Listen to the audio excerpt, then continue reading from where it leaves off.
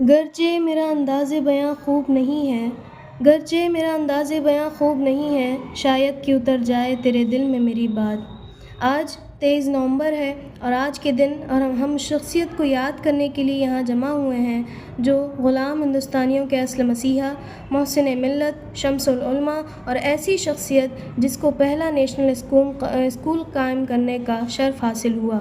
میری مراد بانی درسگاہ علامہ شبلی نعمانی علیہ رحمۃ اللہ سے ہے، جنہیں ہم یاد کرنے کے لیے آج یہاں جمع ہوئے ہیں۔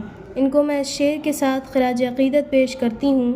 میرا ضمیر میرا ایمان بولتا ہے، میرا ضمیر میرا ایمان بولتا ہے، یہ سرزمین یہ آسمان بولتا ہے تجھ پہ ناز اے شبلی قوم و ملت کو، ہے تجھ پہ ناز اے شبلی قوم و ملت کو، یہ میں نہیں سارا جہان بولتا ہے، یہ میں نہیں سارا جہان بولتا ہے۔ علامہ شبلی کو بچپن سے ہی اردو، فارسی و عربی زبان و ادب کا ذوق تھا۔ ابتدائی تعلیم گھر پر حاصل کرنے کے بعد عربی تعلیم کے لیے مولانا محمد فاروق عباسی چریا کوٹی کی خدمت میں حاضر ہوئے۔ استاد کو اپنے شاگرد رشید پر بہت ناز تھا اور فرماتے تھے انا اسد وانت شبلی، میں شیر ہوں اور تو شیر کا بچہ۔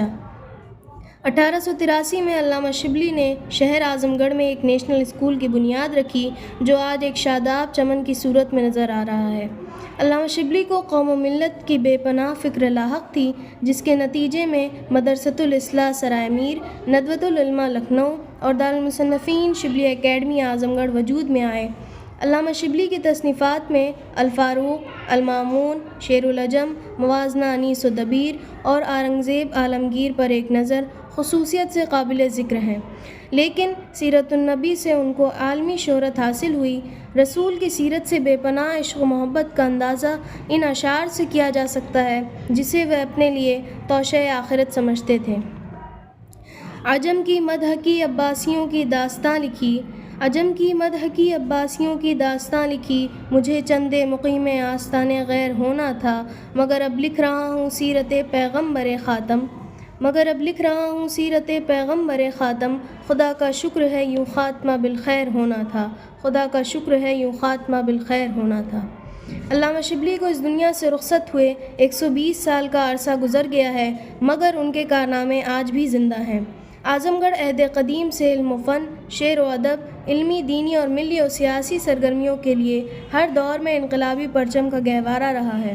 اس کی خاک سے بے شمار اہل علم اور ارباب کمال اٹھے اور اپنی کاوشوں سے اس خطۂ اعظم گڑھ کو رشک یونان و شیراز بنا دیا۔ میں علامہ شبلی کو اس شعر کے ساتھ خراج عقیدت پیش کرتی ہوں۔ اس خطۂ اعظم گڑھ پہ مگر فیضان تجلی ہے یکسر، اس خطۂ اعظم گڑھ پہ مگر فیضان تجلی ہے یکسر، جو ذرہ یہاں سے اٹھتا ہے وہ نیر اعظم ہوتا ہے، جو ذرہ یہاں سے اٹھتا ہے وہ نیر اعظم ہوتا ہے۔